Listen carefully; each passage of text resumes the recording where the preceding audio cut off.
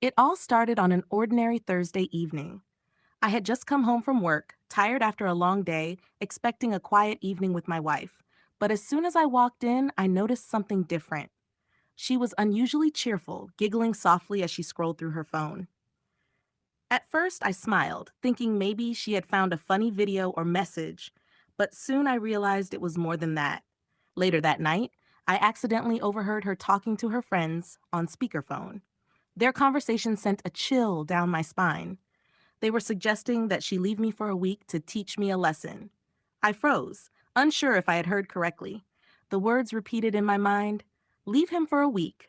Teach him a lesson. The next morning, I tried to brush it off, hoping it was just a silly joke. But when I asked her about it, she looked at me with a strange mix of excitement and mischief. Maybe it's a good idea, she said casually. You need to understand how much I do for you. My friends think you might appreciate me more if I take a little break. I felt my chest tighten. I couldn't believe she would even consider it seriously.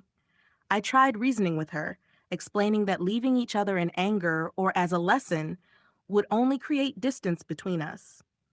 But she seemed convinced, insisting that her friends were right and that a week apart could help me realize my mistakes. Frustrated and hurt, I decided to take matters into my own hands.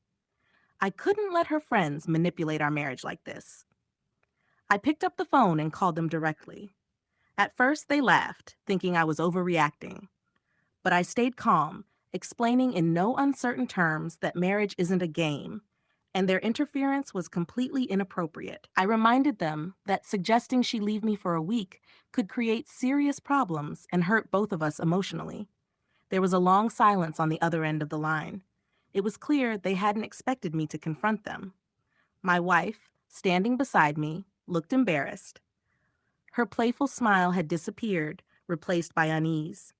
She realized in that moment that her friend's advice had been reckless and could have caused real damage to our relationship. After that tense conversation, my wife and I sat down and talked for hours.